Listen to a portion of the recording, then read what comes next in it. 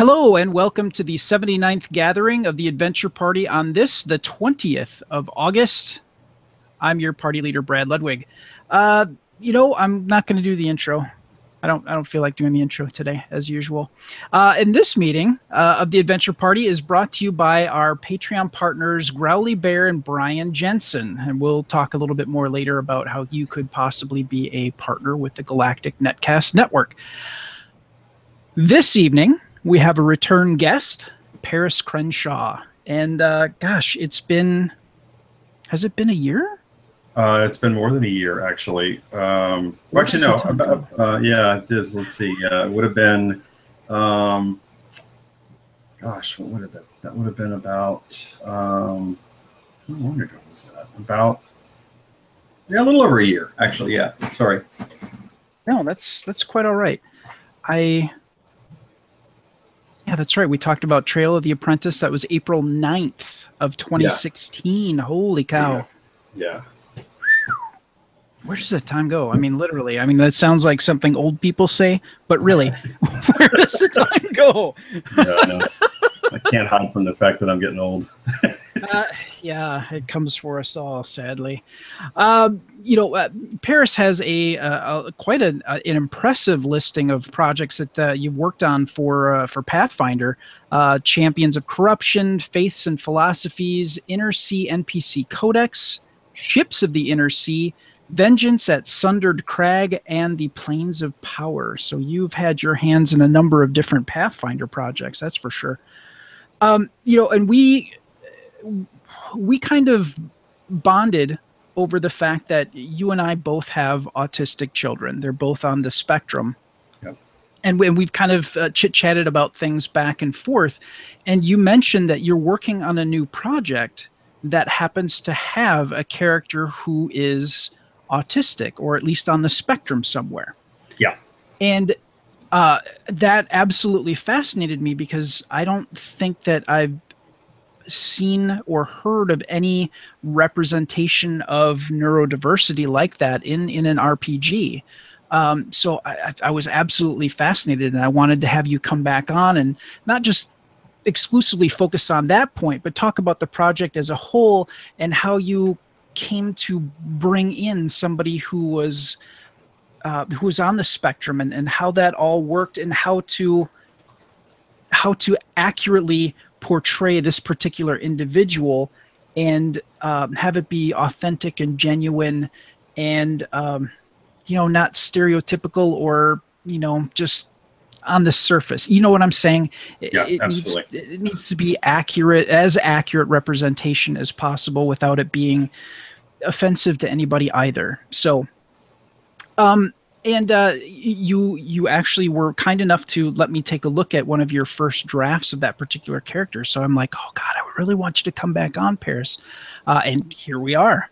So not to leave Glenn out of this. Glenn's somewhere in the background. Glenn, are you there? Poor Glenn Bittner. He is absolutely worn out from being at Gen Con 50 in Indianapolis. How long of a drive is it from Indianapolis to where you live in Milwaukee, Wisconsin? With traffic, it took about 6 hours today. Wow. Yeah, that's a haul. A little under, but yeah. That is a haul. Well, Glenn, I'm glad that you seem to be fairly lucid and able to hold a conversation with us. So we're just going to press on, and we're going to do our normal game review. We're going to talk a little bit about an upcoming project that has us kind of psyched. And then we're going to talk a lot more with Paris about his new project that he's working on. So first up, Glenn, you have a review. Yeah, that sounds great. I'll have French toast, orange juice. Game review, yes. So this is what I've been wanting to try for a while, and I actually got to try it out at Gen Con this year. It's called The Others. It's from Cool Mini, made by Eric Lang, who really hasn't done much in gaming at all other than make some of the hottest games in the last 5 or 6 years, like Blood Rage and stuff like that. Yeah, nothing big. He's just the golden boy right now in gaming, pretty much. This one is for 2 to 5 players, plays about 90 minutes, and retails. This is a heftier one. This is about $100. So the others, it's a miniatures board game. So the world's on the brink of apocalypse, and basically the 7 deadly sins are invading our reality.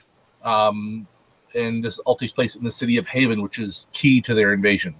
And this is a one against everyone type of game. So one person plays one of the 7 deadly sins. You could be as Sloth or as I was yesterday, Pride, with my different minions. And the rest of the people are members of a group called Faith, which stands for Federal Authority for the Interdiction of Transdimensional Horrors. It's about as meaningful as SHIELD is. As far as what the words actually mean, it's just they wanted to have an organization that spelled faith. Sure. So,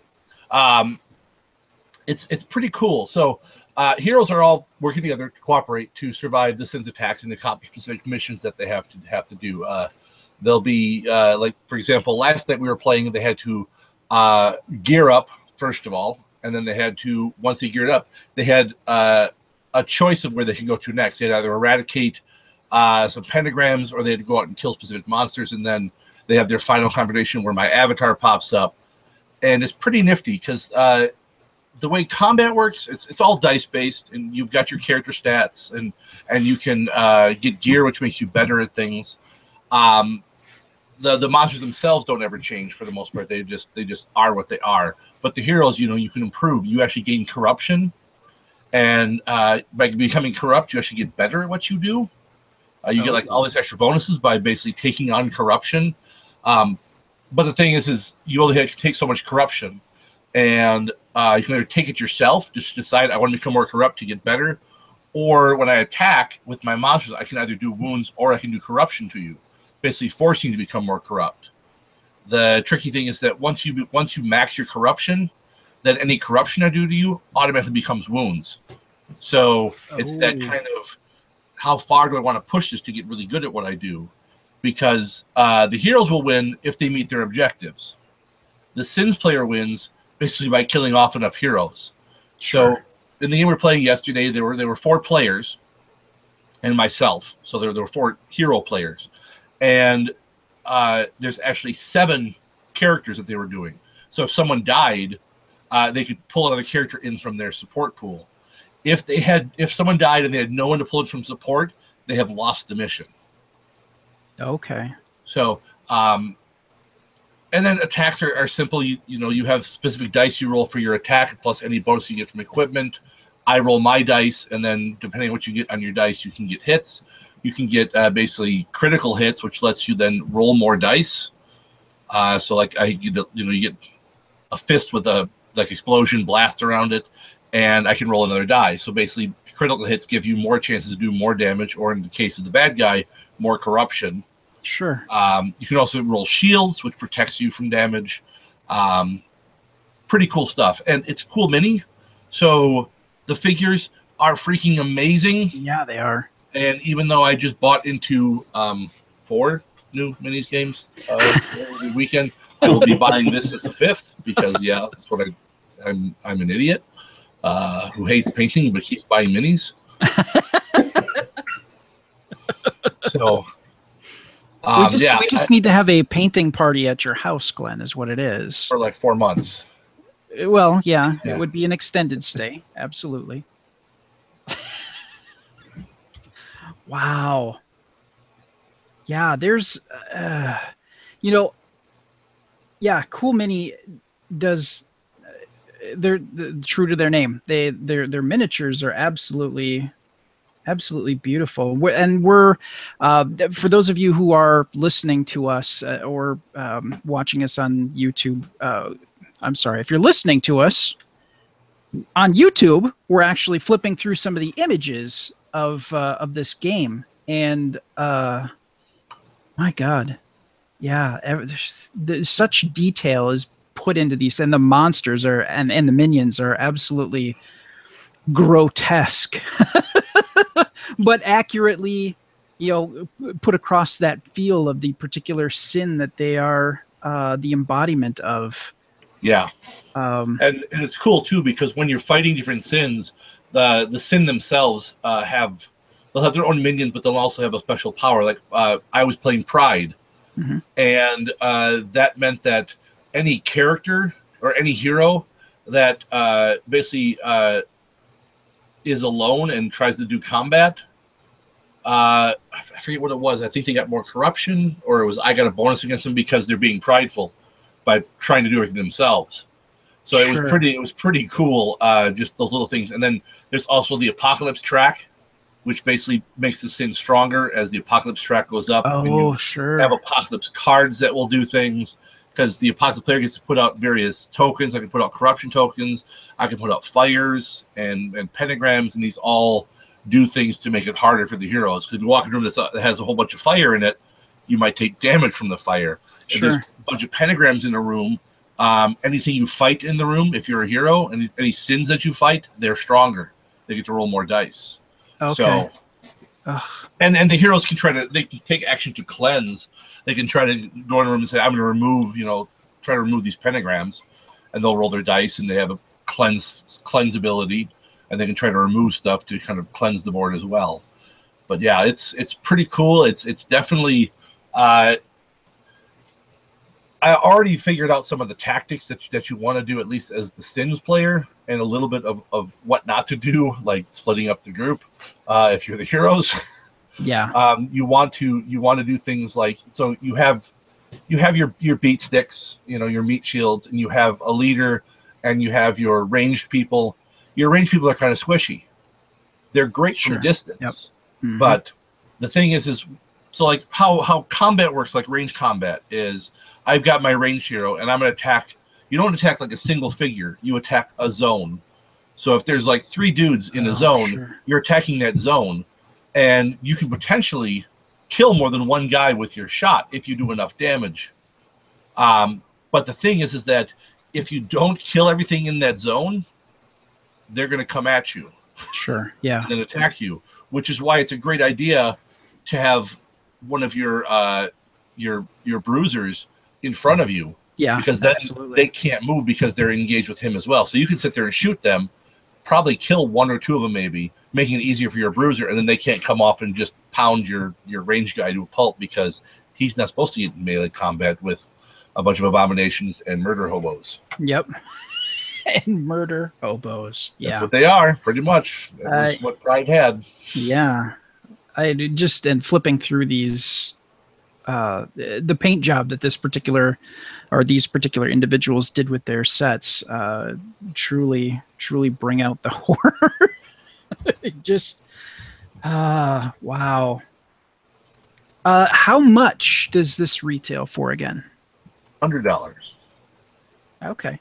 But you're getting all, my God, how many miniatures do you get in this thing? It must be. I forget in the base set. Because I think that I don't know. I just ordered it for myself as well. So okay. I had an image here earlier which showed some stuff laid out, but I wasn't sure if it was the core set or not. But it was a staggering amount of miniatures. I don't remember. Yeah, shoot, I can't find a picture now. But the base set comes with 47 figures. Wow. 8 heroes, and Pride Avatar and Sloth Avatar. Controllers is like your big minion. Okay. One controller for each, 6 abominations for each, and then you have 6 corrupted nuns, 6 corrupted hobos, 6 corrupted doctors, and 5 Hell Club figures. Okay. Then you get there's 10 city tiles, there's the 6 player boards, the 7 hero dashboards. You get a bunch of cards, a whole bunch of tokens. Yeah, there's a bunch of stuff. So you get two of the 7 deadly sins, and Yes. I'm assuming that the other 5 are expansions. Yes. Okay, gotcha. Yeah, and then there's some other expansions too. There's like the Sons of Ragnarok. There's the Team Alpha, Team Beta, Team Gamma, which adds other things as well. Okay. Wow. There's a lot going on here, and yeah, you gotta love painting miniatures to, well, I mean, you could paint it without, or I'm sorry, play it without painting the miniatures, but Yeah. still, wow. Paris, there's a lot of working parts here. Is this something that you would like to play with a group of folks that, Oh, yeah. you know? Yeah, I mean, I love games like this, but, you know, we don't really get a chance to play them. I've tried so many games. I've backed Kickstarters. We just recently backed or got the Bears versus Baby from the Oatmeal. I don't know. Oh, yeah, yep. And you know, I get these things thinking that I'm going to convince the twins to play with me, and they're just too cool for this stuff. So Kids. yeah, but no, it's that looks awesome, especially those the Pride miniature. All those tentacles. Yeah, there's a lot going on with that too. There's the head inside of the like something else consuming it, and really gross. But I have to say, I'm kind of the same way with minis. I've got bones, you know, Reaper bones, that I still haven't come even close to putting a dent into.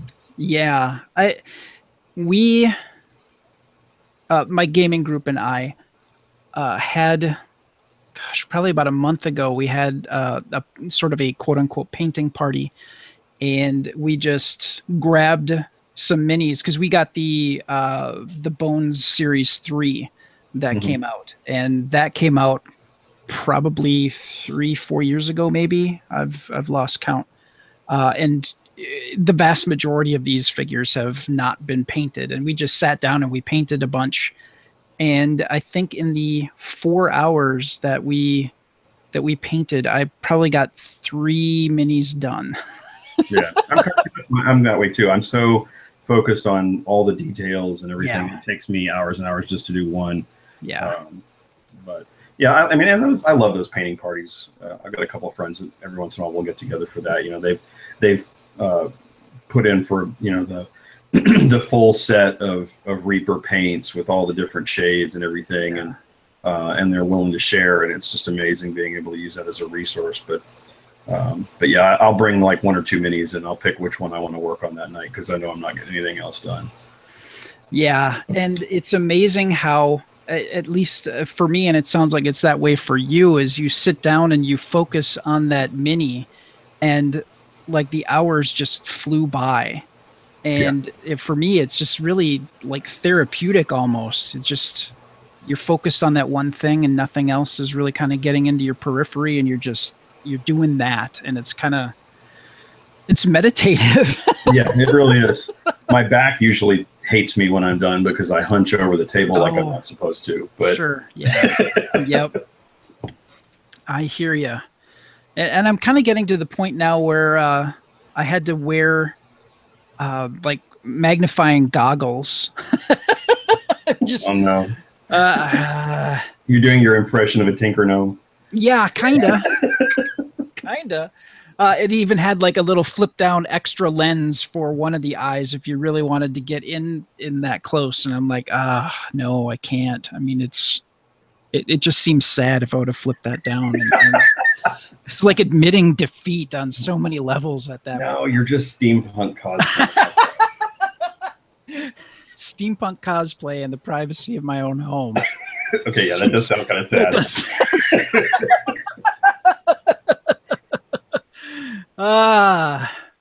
But yeah, I just see, now I want to do another painting party. Yeah, I'm gonna have to set that up now. Well, hey Glenn, thank you so much for showing us, and now y'all are seeing my email here. That's the one that I wanted. All right, and I've got like 3 different things up here. There we go. Okay, hey, now you can see me again.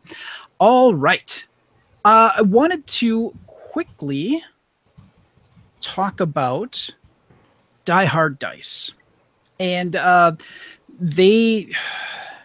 Todd and the team they might be done with their hiatus after Gen Con. They wanted to catch up on some orders and make some things happen. But if you go to dieharddice.com, you can check out some of the stuff that they put out. They just put out a Dice Tower set. They keep putting out wonderful things, and unfortunately, we were supposed to talk with Todd, but he had to cancel, and we're going to be rescheduling.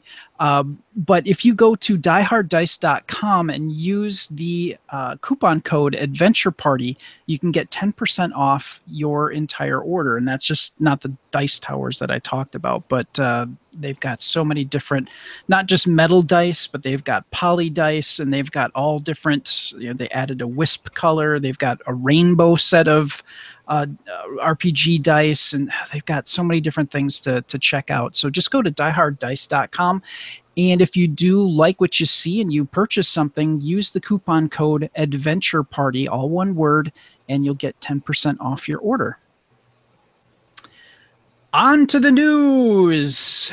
I just got, probably, I want to say within the past 3 or 4 weeks, I got my copy of Mutants and Masterminds from Green Ronin, and it looks like they have put out, or will be putting out, sorry, The Expanse as an RPG. And The Expanse is a series of novels. And if you are checking out the show on Sci-Fi, yes, it is that as well. It's a number of books that the author, quoting, they used writer in quotes, which I kind of dug. The author is James S.A. Corey, but it is actually a pseudonym for 2 guys that actually work on this. And it turns out that that The Expanse is kind of based on some RPG stuff that they had done in the past.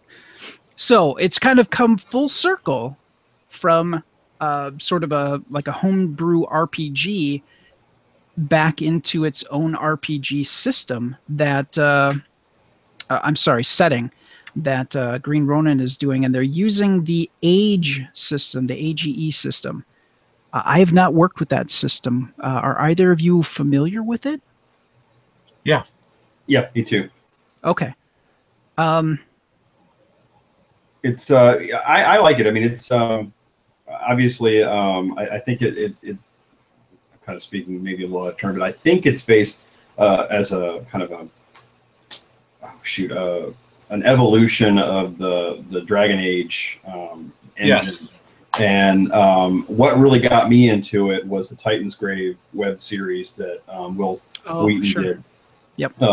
And that setting, he used the Age system for that, and that was kind of what drew me into it, and I picked it up. It's a lot looser than something like Pathfinder, and more cinematic, I think, is probably the better term. Seems like a lot of fun. I haven't had a chance to run anything with it myself, but it looks like a lot of fun.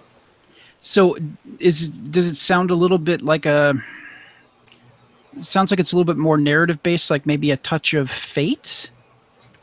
Is it open-ended on that end, or how? No, it's not a class system. It's still, you're building your character based on attributes and skills and abilities, as opposed to a classed leveled kind of system. Okay. But it is a little bit more structured than Fate. You're not developing your own abilities and that kind of stuff quite as much. Okay, cool. Let's see. They are going to kickstart it sounds like. Well, they're doing a crowdfunding campaign, which could be a number of things. Probably Kickstarter, if I were to hazard a guess. And It looks like they're going to be publishing this in next year, August of 2018. So, that is really awesome. I'm kind of pumped for that. A lot of my friends are saying, "Hey, do you watch The Expanse?" And I'm always kind of like ashamed to say, "No, I haven't gotten there yet. I got a couple other things I have to watch first, and then I'll come back around." But I hear nothing but good things about The Expanse, and at least in the show, they take extra steps to try to deal with proper physics and things like that, and try to make it as quote unquote real as possible. At least kind of adhering to physics in space and things like that. So I thought that was really, really cool. So looking forward to that in 2018. All right. Hey, speaking of things, we'd love to have you become a partner. I mentioned that earlier at the beginning of the show. If you go to gncasts.com/support and click on our Patreon link, you can become a partner with the network as a whole. Some of the rewards that we have available include the ability to contribute stories to some of our shows, like the Alien Invasion, Else Nerds, some of the other shows that we have. Getting your name mentioned on our shows. We mentioned earlier Growly Bear and Dennis Jensen, both. I'm sorry, did I say Dennis? I meant Brian. I know a Dennis Jensen. Now I feel bad. Brian Jensen. And you could help contribute and become a partner with the network as a whole. So if you go again to gncasts.com/support and click on the Patreon link, you too can become a partner with the Galactic Network. The Kickstarter Spotlight. Last time I talked about the RPG Wilderness maps that were being kickstarted, and the maps were usable for any system, be it Pathfinder, 5th edition, Call of Cthulhu, Savage Worlds, whatever. Basically, they are top-down topographical maps of RPG terrain. And I am going to just kind of, for those of you who are checking us out on YouTube, just kind of show you a little bit of what they have to offer here. And they're very, very nice looking maps that are set up to have like hexes or squares, whatever.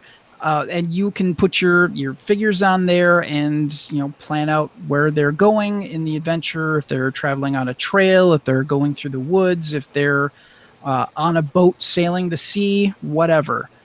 There's a lot of different maps that they have available for you to add to your games. And they have 14 days left to go as of the 20th of August. Their goal was $4,000, and they are just above it. They're at $4,416, and like 14 days to go with this yet, like I said. So they're just ticking along here, and this is going to happen, it looks like. So that is cool. But Glenn, you have a new item for us to take a look at. And what is that? I have Dare to Dream. Actually, it should be more Dare to Dream. It's an asymmetric card game of nocturnal terror. That was very good. You are teaming up to stave off the darkness or send waves of monsters at the dreamers as the darkness. It's a card game for 2 to 4 players. It looks super cool. So one player plays as the darkness. You send endless hordes of monsters and nightmares against the Dreamers, which is a team of players who must rely on their few loyal guardians to protect them throughout the night. It's like teddy bears and little monsters and stuff like that going up, and fighting each other. It looks super cool. It reminds me of a little bit of a comic series called The Stuff of Legends, and I don't know if this. So it looks, kind of like, it has a feel along those lines, but it looks super nifty. I love the art style that they went with, and I mean, as far as this is going to happen, they were looking for $9,400. They're at $18,000. They still have 20 days to go. This is British, I believe. Oh, sorry. It's from Ireland. not Britain. Ah, there we go. So That's very different. Forgive me. Forgive me. That is the That's no, a sin. I just Go lay down. Yes. I should know better, especially because Yes, I have been. I have a friend who has the IRA tattoo on his arm. So he would, yeah. Oh yeah. That's an ass whipping, Glenn. This is Irish. Although, it's Dublin, so it's still Ireland. Wow. I've met some country people who will say that Dublin is practically English anyways. Oh, because it's a big city. So, but we won't go into all that stuff now. Regardless, fair enough. You can get a PDF of Dare to Dream for about $9. It's €8. For $35, about $35 or €30, you can get a full print copy of the game Dare to Dream. You also get the print and play as well. And it's two print and plays. You get a color one and a black and white ink friendly one. So that's nice for those who don't have a color printer. And boy, does printing color with a black and white printer really chew up your toner or ink or whatever you use. Yep. So, and I should maybe check this. They have a retailer package as well, which is great. And that's all they have. They have those levels. That's it. They have the €1 level where you can just say, "Hey, have €1. I'm helping you out." Yeah. So you don't need to do that. They do have some stretch goals at €12,000, which they have already hit.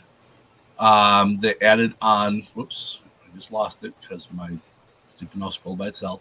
They added a 12-card optional expansion to the Darkness deck, making it more powerful for those dreamers who want a bigger challenge. At 16,000, they added on a 12-card optional expansion to the Dreamer deck, making it more powerful to give the Dreamers a bit more of an edge.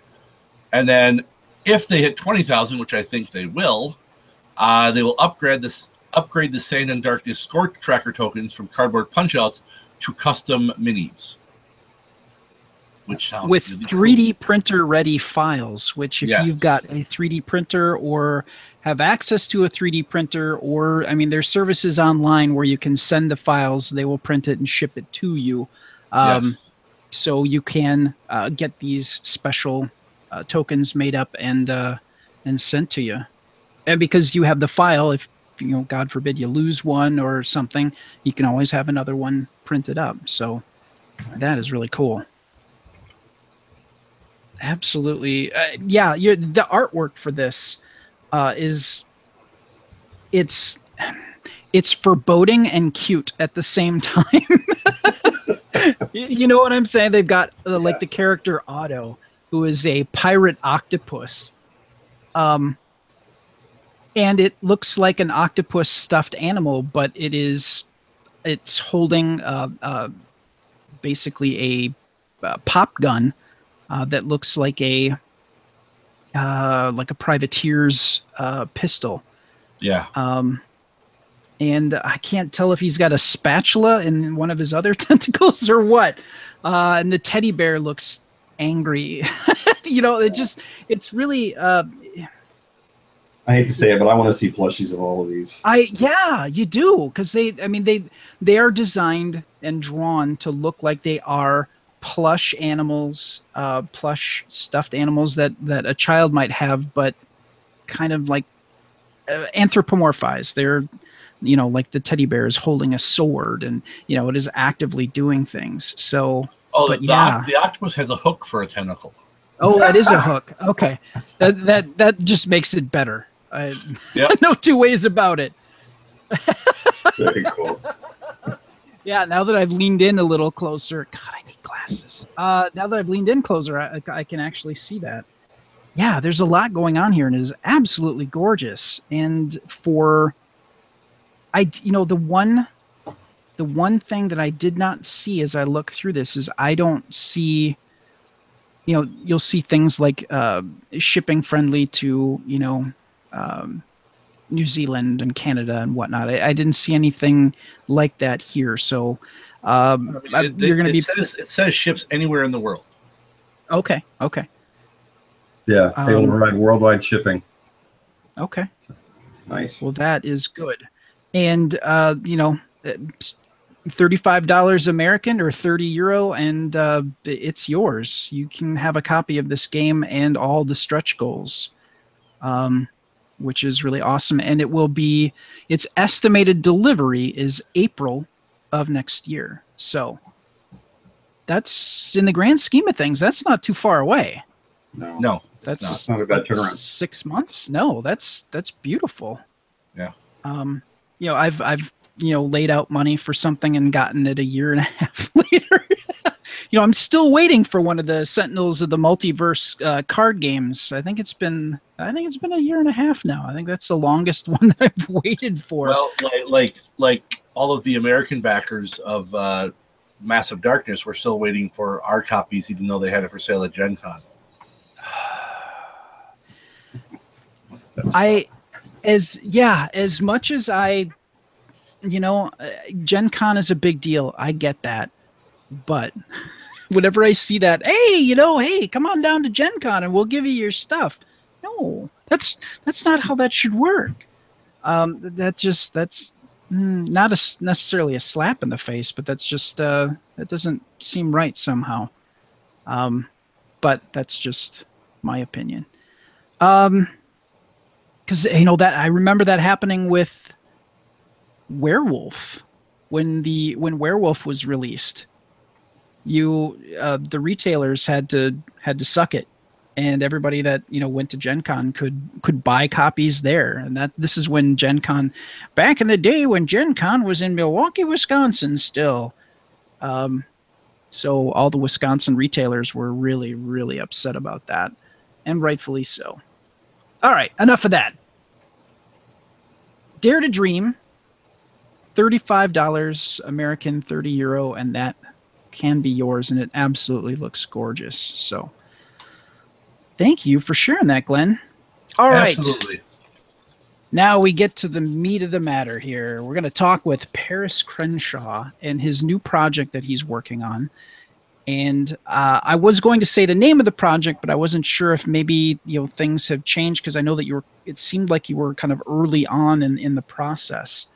But you know, when we had talked about it, you had mentioned that you had a rough draft of the character who happened to be autistic on the spectrum, and it was a great premise, and the way you had it written up was really cool.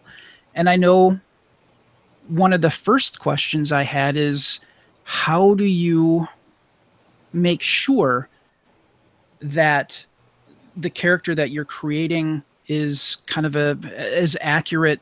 You know, everybody is different, but how can you make that character seem as authentic and as real as an NPC in a game can be? I know, like, for my son, who is nonverbal, getting verbal feedback is not really an option. But I know that you mentioned that one of your daughters is on the spectrum, and she gave you some feedback on the character, and that was really cool. And you mentioned other avenues that you had taken.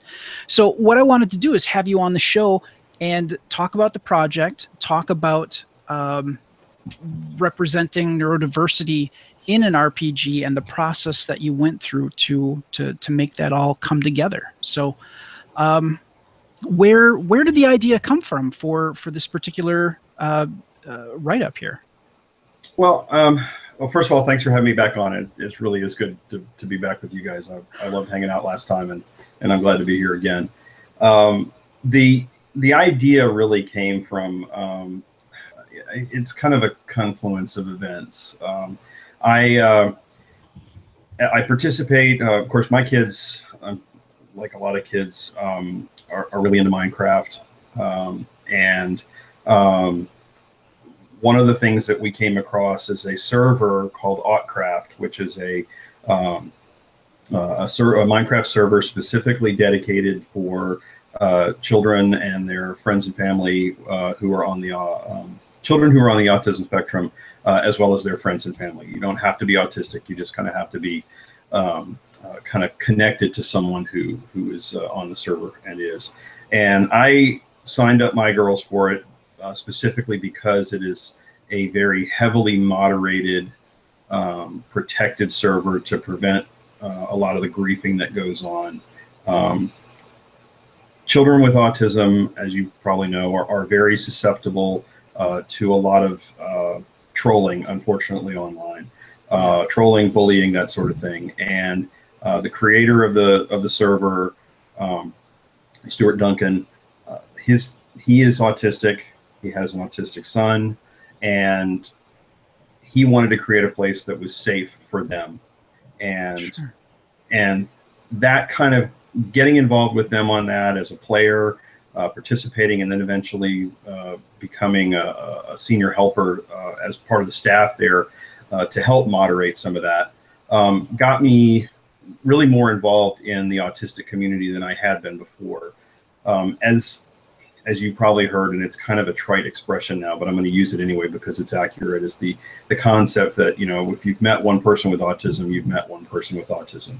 Yeah. Everyone presents on the spectrum in a slightly different way. And, if you were to talk to my daughter, you probably wouldn't recognize that she's autistic. She's very verbal. She's very social. She doesn't have a problem looking people in the eye. But she does have challenges, and the more you interact with her, the more you see that the challenges are related to her ability to relate socially with people, and integrate some of those social cues into her responses and the way she deals with things. So as I got more involved in this, I wanted to kind of explore what that really means, and I started seeing how representation is so important in a lot of fiction and social media. I mean, not so in media, whether it's fiction or movies or games, any of those things. And I wanted to kind of bring that into my experiences with autism. And so looking at what I was working with, I already had Trail of the Apprentice out there. We have an assumed setting, which is called Terralian, which is the setting that I had been working with for a while anyway. And as we were developing playtest and demo stuff, I kind of came across basically created a bunch of iconic characters for each of the classes that we use. And they don't have backgrounds, or at least they didn't. And looking at the way other companies manage their products and how they distribute and advertise, and I'm seeing that iconic characters are a good way to share with the public what your setting is really all about. Okay. And if you look at companies like Paizo and you look at the backgrounds that they post on the web about their individual characters, you get a good sense of a little bit of the world flavor from those backgrounds. Sure. And I wanted to do something like that. And so combining those two things, I decided that at least one of the characters would have some sort of disability, and I wanted to be able to try. I wanted to try at least to present one of the characters who was not neurotypical. Sure. And I think that the challenge is when you're dealing with it in a role-playing game, I didn't really want to make it part of the rules.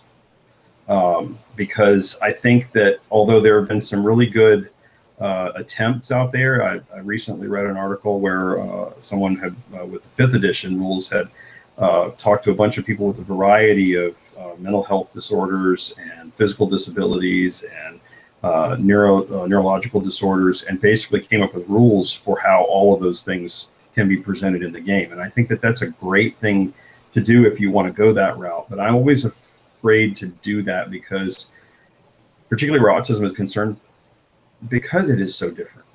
Yeah. And you can't say that what one person is going to experience rules wise is going to fit for someone else. And so I decided I was just going to try and present it as best I could. I kind of put it in terms of I'm trying to be cautious without being timid. It is easy to make a mistake, but I can't be so afraid of making a mistake that we don't have representation out there. I think that from a LGBTQ plus community, that kind of thing, there is the representation there. I've seen how important that is for a lot of my friends, and seeing people who are like them in books, in games, and I want to bring that to people like my kids as well. Sure. And so Suran Batul, our iconic alchemist, was the character that I chose, and just because I wanted, it's hard to kind of put into words why I chose her. I like her. I think that her as an alchemist, in some respects, that kind of mindset, I think, helps put, it kind of just works with someone who could be on the spectrum. But in terms of how to portray that, I didn't want it to be stereotypical. Yeah. I wanted to make sure that I presented both sides of autism. You see in media, in film, the examples that we've had are either somehow superhuman. Yeah. The hyper focus allows them to, Rain Man is kind of the worst example. Yeah. Unfortunately. But you have someone who has some sort of special ability or hyper focus that allows them to do something that nobody else can do, and therefore they're so special and wonderful.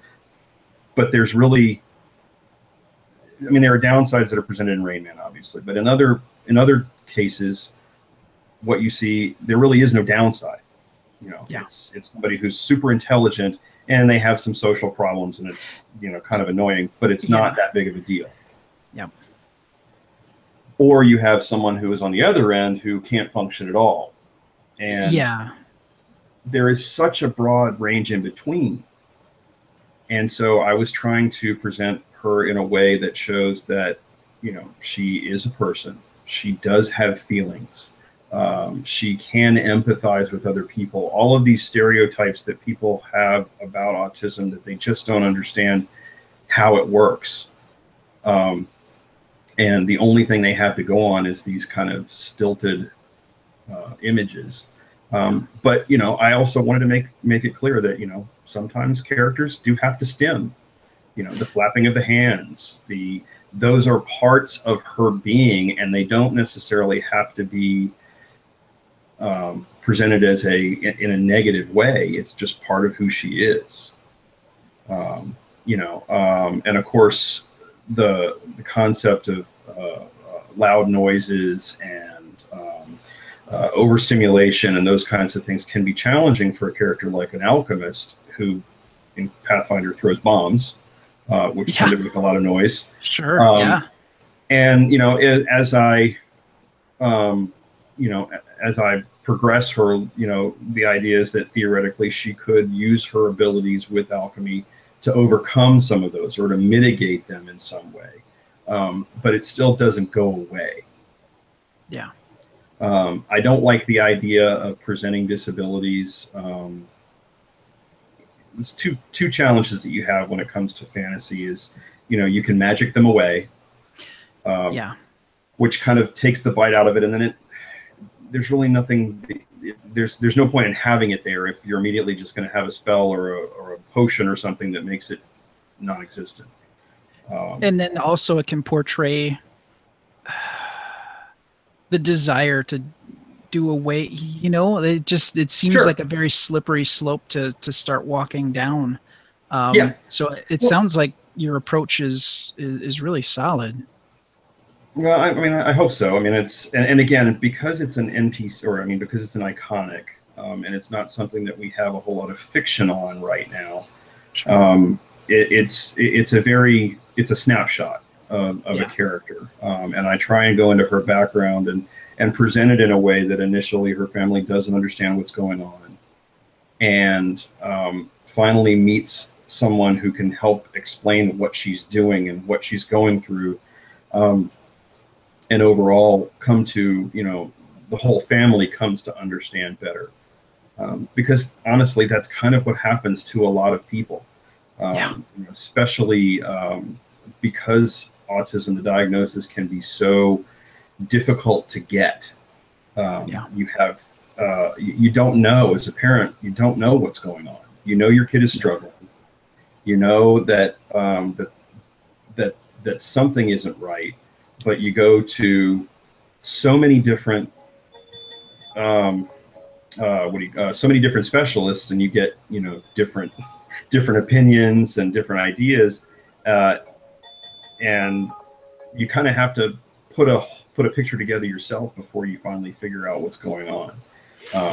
And Yeah. And that's kind of what her family does as well. And ultimately, she decides that, you know, she's able to go off and do her own thing, and her the talents that she does have, which you know, she's not she's not the savant type, you know, image, because I didn't want to go that route. Yeah. But she is intelligent, she is capable, and she decides that she's going to join the Zakarian order, which is the order that serves the people of the kingdom, and put her alchemical talents to use in that respect. And so that's kind of the direction I wanted to go with presenting her. You know, and I think as we go forward, the product itself is going to be called Heroes of the Zakarian Order. And the idea here is that it presents an iconic character for each of the base classes that we will be using for both the Pathfinder and the 5th edition rules, because we did conversions for all of those. Oh, cool. Yeah. As part of the Trail of the Apprentice. And so it's a total of 8. And then one of the other ones, one of our authors is looking at having one of our characters with a hearing impairment. Okay. And so I just want to, like I said, I wanted to present something that that was a little bit different, so that we would have some representation for people who may not have seen themselves in products before. Kind of the inspiration I took from, well, ArenaNet has one of their characters from their living story has a limp. She had one of her legs is malformed. Overwatch, that game, recently announced that their character, Symmetra, I think is how you pronounce her name, is autistic as well. Okay. So Yeah. there is some representation out there, and you know, we just don't see it very much in tabletops, because it's challenging to present. You know, at the table, it can be stereotyped, it can be over the top and downright offensive if you're not careful. Obviously, it's not going to be for every group. Yeah. Some people may want to play characters who don't have that disability, and you know, there's certainly nothing wrong with that. As an autistic person, you're just like anybody else. You're welcome to choose to play whatever character you want. Yeah. But I want the world to know that those people do exist in the setting, and they have the same kinds of challenges and struggles and successes that people in our world do. Sure. No, that's really cool, and it's good to have different, especially with autism, just different snapshots, because getting the same, you know, like you were saying, you know, the biggest thing is, you know, somebody close to me, when I, you know, talked about early on when my son Alex was diagnosed, she had heard of like the Rain Man thing, and she's like, oh, so what gift does he have? You know, like Santa Claus dropped by and gave him something. And it's important to be able to show people that, you know, especially people on the spectrum, is there's such a diverse, you can't just pigeonhole somebody on the spectrum and say they're going to be this. Right. They're like,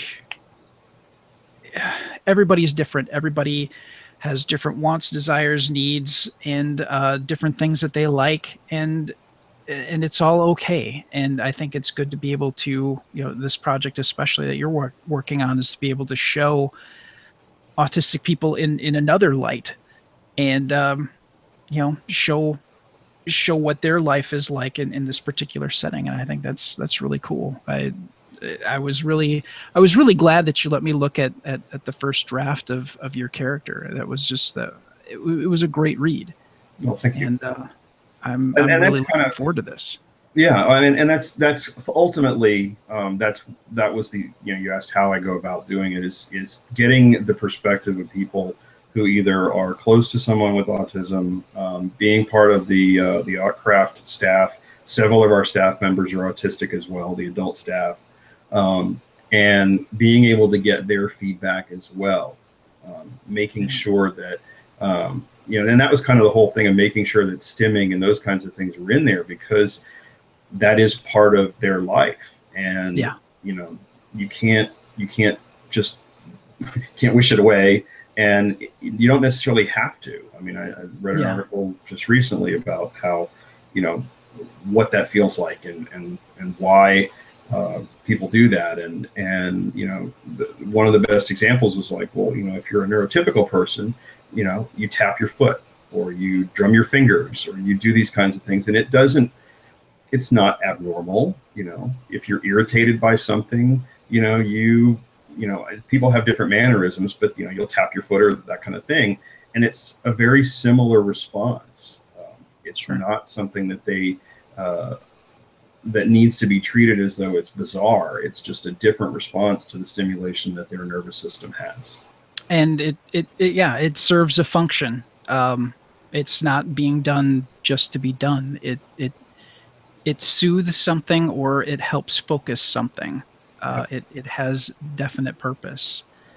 And and it's really always interesting too to be able to get one of the challenges that our whole household has is Alex has a very hard time communicating. So I would really love to be able to find out some of the stims that he does, what that does for him, and how I can help, either to remove something or to give him more space for something. So it's really nice to be able to hear from other folks who are on the spectrum, who are able to communicate and to accurately portray, hey, this is what I do, this is what it does, and for you to have a chance to be able to integrate that into what you're doing. So that's really good to be able to get that kind of feedback, to have it be as authentic as possible. Mm-hmm. It's fascinating to me, the nonverbal aspect of things. That one of the things is the helpers that we get to do on Craft is talk to a lot of the kids. If they're having a rough day, they've had a bad experience, it's a safe place where they can share their feelings about things, and they a lot of times want to come to the helpers because that's why we're there. Sure. And it is interesting to me, being able to have a conversation with a kid, 13, 14 years old, telling me I'm not talking right now, but having a full-blown, quote unquote, normal conversation over text, over chat, but they physically will not speak at home. Sure. And the concept, explaining what it feels like, the difference between a meltdown and a shutdown, those kinds of things. It was amazingly enlightening to know how some of these things affect these people, and not only that, but to know that they're still there. And unfortunately, I think that's part of the problem, is that when people can't speak, they can't communicate the way that we expect them to. It's too easy to assume that mentally they're not there. Oh, yeah, absolutely. Just as this last year, the start of the year, Alex is interested in languages, even though he has an extremely hard time communicating, either verbally or through text or whatever. But he's absolutely fascinated by language. And when I asked if he could, take Spanish last year, it was amazing to see people kind of go, what, the looks on their faces. But he actually did pretty well with his Spanish class last year. And he still he'll shout out, or not shout out, but he'll pop out different words in Spanish every once in a while. And Awesome. it's like, okay, so we're on Spanish today. And sometimes he'll jump to French, or those are his two primary languages that he likes to kind of play around in. And so yeah, it's not necessarily a gift, but it's an interest. And like we were saying, everybody's different. And it's really kind of fascinating to get that. Not fascinating, but it's very important, I think, to get that representation out there, to get people to understand that, there are different people out there who experience things other than what they do. And here is why. And that education and that representation is so important to help make sure that, one, to reduce bullying, to just help people just better understand that, things are different for other people, and they should be mindful of that. So yeah, no, I agree. I mean, and I hope that we can do, I would like to eventually do some fiction associated with the setting, and do more with these characters, in that way, and present them in a more fleshed out fashion than just what I was able to do in 1,000 words on a character sheet. But I think that is important. I think that we're really finally getting to the point now where people are beginning to understand that the stereotype initially of this concept that people with autism don't understand emotions, or don't have emotions, or don't process emotions. That's a big one that we absolutely have to get rid of. And absolutely. I think people are starting to wake up to that, and but it's something that needs to be said over and over and over again, that, just because you can't respond in the way that someone expects you to, doesn't mean that you don't empathize. It doesn't mean that you don't understand what that feeling is. Absolutely. Just recently, I kind of had a bad day. I was feeling, kind of sorry for myself with some stuff that had gone on, and Alex just kind of sat down to me and just, put his head on my shoulder. And, it's like, it's moments like this that you wish that you could share with everybody and go, here, see, just because like you said, if people don't respond the way you expect them to, it doesn't mean that they don't understand what's happening. Right. They just have a different way of trying to express it, or process what somebody else is feeling, and how that makes them feel. So, so as you're working on this project, are you looking at a release date yet, or is this still too early in the process? Yeah, I'd like to give a release date, but this is one of those things where it's a slow process. I was going to do all the characters myself, and realized that life is just too crazy right now. Sure.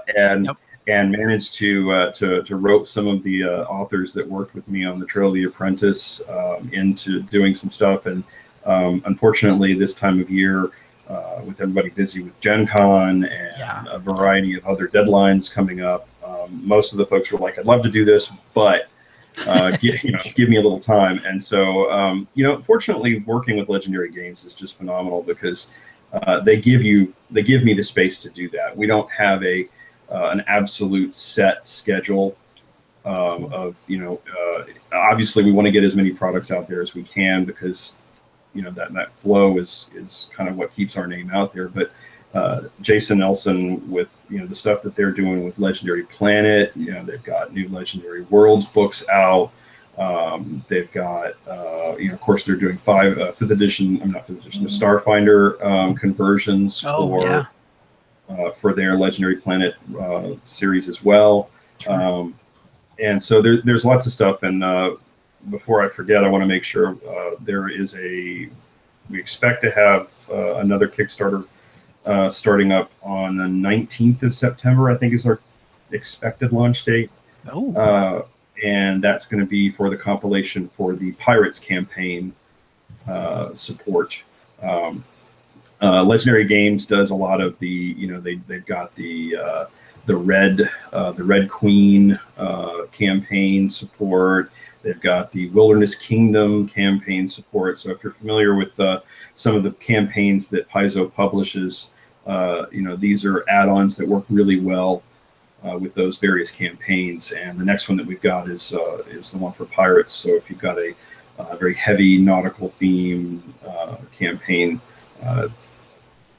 particularly one that focuses on characters owning ships and going up against other pirates, then this is definitely something you'll want to look into.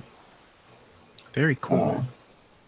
One of the other cool projects, I mean, it's interesting, the Dare to Dream Kickstarter. I've got Mike Wellum, one of the RPG Superstar winners, and he does a lot of stuff with various publishers. He's very prolific, but he is writing a Legendary Beginnings adventure that, again, we don't have a specific release date, but if you like the concept associated with that Dare to Dream or the Stuff of Legends kind of concept, I think you'll get a kick out of the concept that he has for this adventure. It will be set in the Terralian setting, and it'll have some of those same kind of themes where you've got kids with allies to protect them from monsters in the night as well. Oh, cool.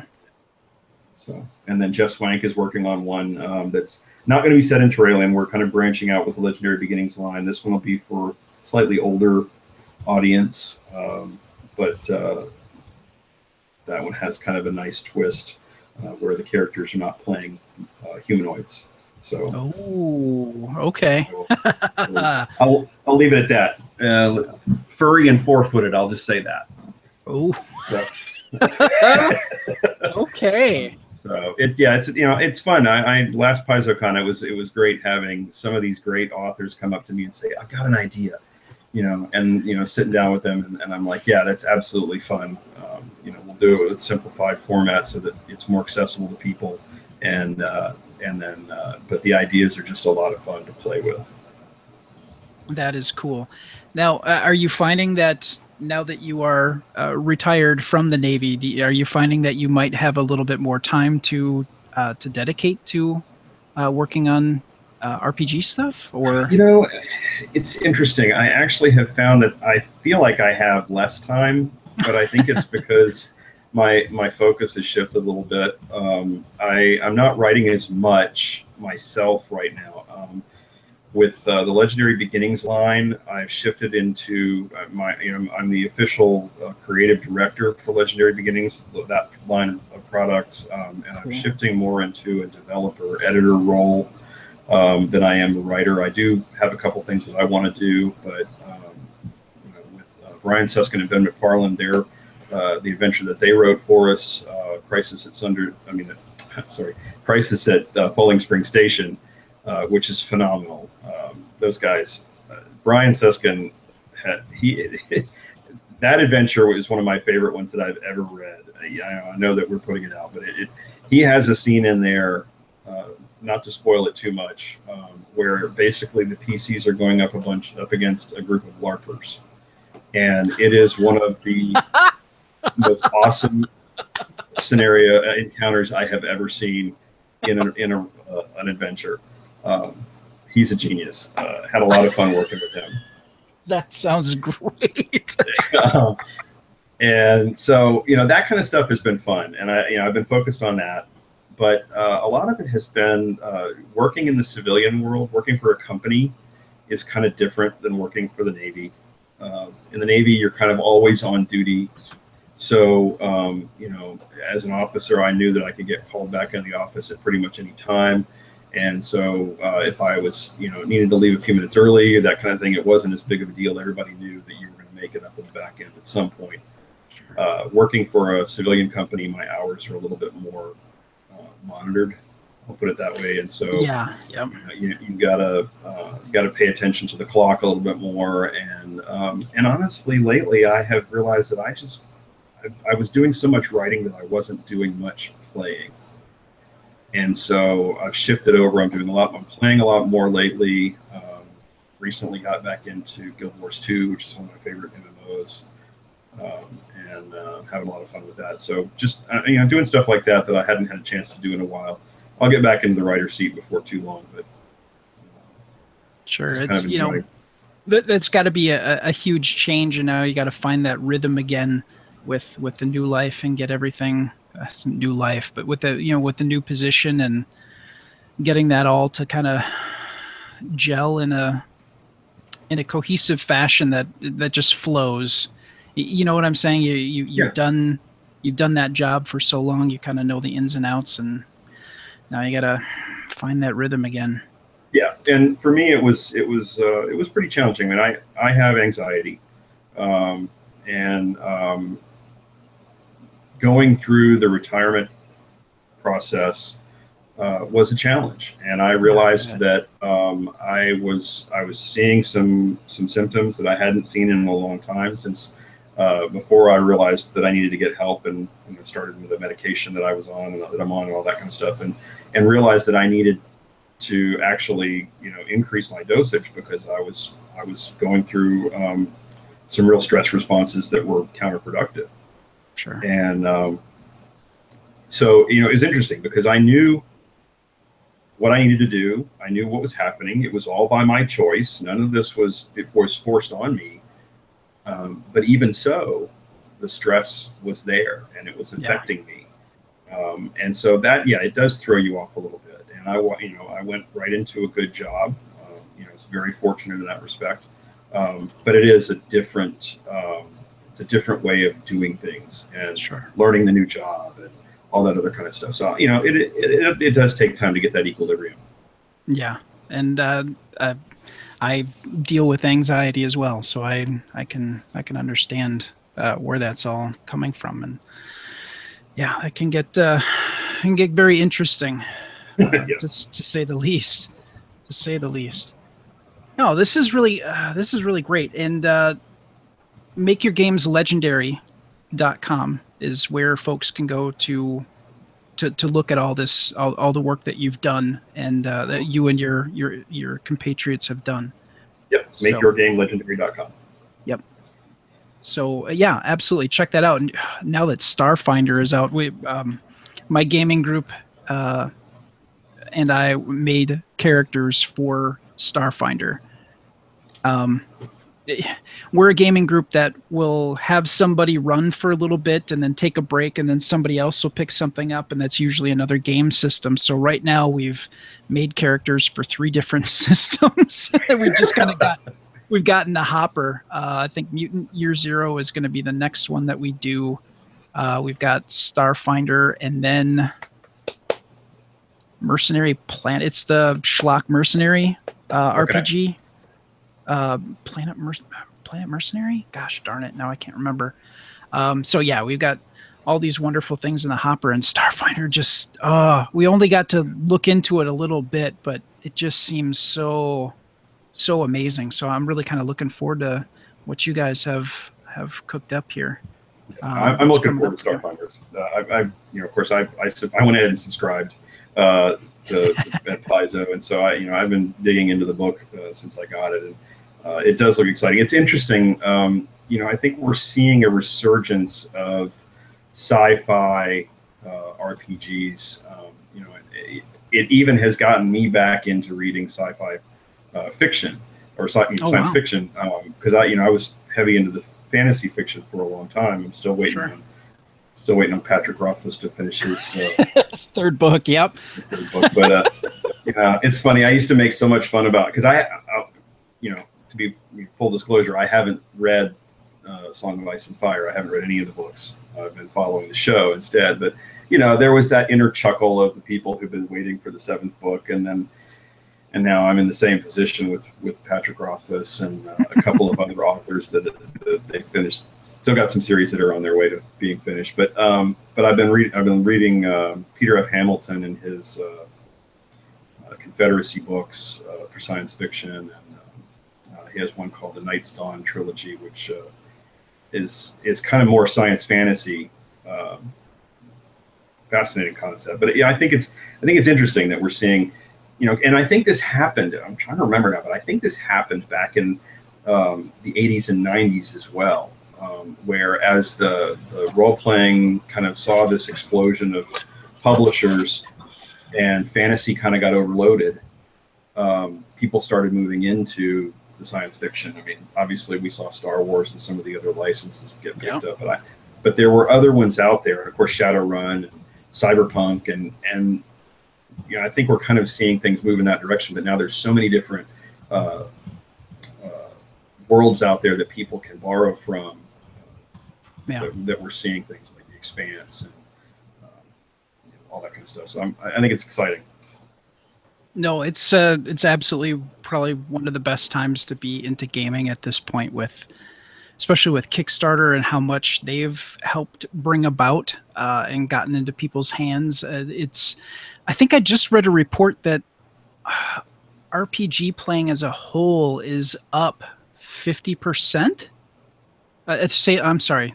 Oh gosh, now I have to find that article. I'm not talking out of my hindquarters here. Let's see. Oh no, that's for PC gaming. That's up. RPG games are up 50% from 2016, but that's for actual computer and console games. But that said, I'm sure that they're seeing an uptick in tabletop as well. Absolutely, 100%. It is up. Yeah, I guess the person to ask would be the guy that manages a game shop. 2015 was up, and then 2016 was higher than 2015, and 2017 is skewing in the same direction. So, okay, nice. Yeah, that's great news, and that that means that one of the great things about tabletop, I think we can most certainly all agree on, is just that interaction that you can get with other folks and just building that story together and not have that be I love Fallout 4, don't get me wrong, but to have like the computer or a program kind of dictate sort of the course of how things go. It's just great to be able to work with a group of people, and whether that's face to face in tabletop or using Roll20 and playing virtually with other people, but it just telling that story together as a group is just it's great to see that becoming more of a thing that people are getting into. So one of the things that I love is the of course, being involved with Legendary Beginnings, I run a lot of demos, and so I've run the same scenario many times. Sure. And it's interesting the number of different things that you see when you run the same thing over with different people. You've got the straight kick in the door and kill all the bad guys, kind of and then the same scenario you run it with a different group of people, and all the bad guys have been converted to a religion that's based on a slice of apple pie. So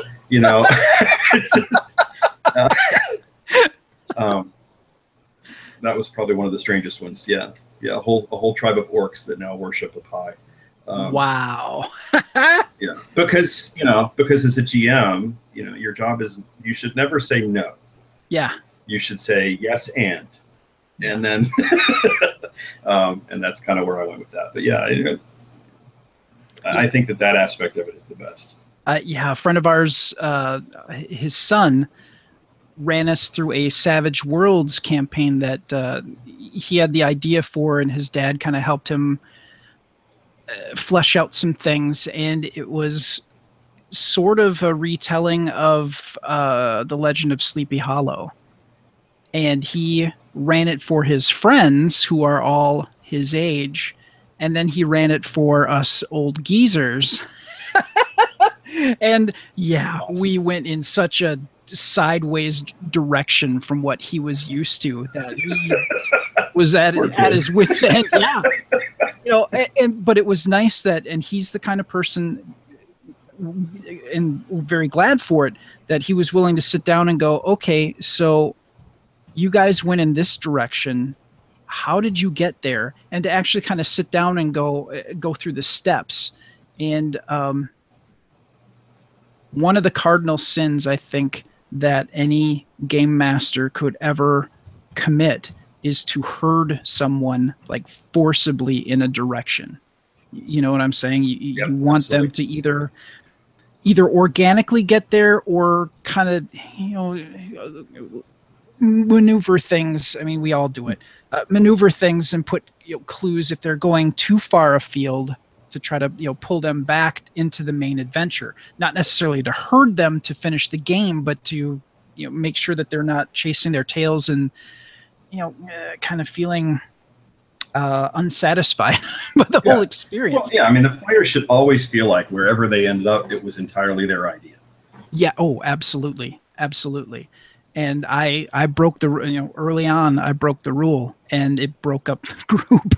It's one of those things where you can't do that. You smack somebody in the head and go, okay, you need to be over here. It doesn't work. You break the trust of the group, really. So, okay. Thank you so much for coming back and talking to us about this, and reminding everybody about makeyourgamelegendary.com to check out all of the work that they've done there, and they've got a lot of different settings.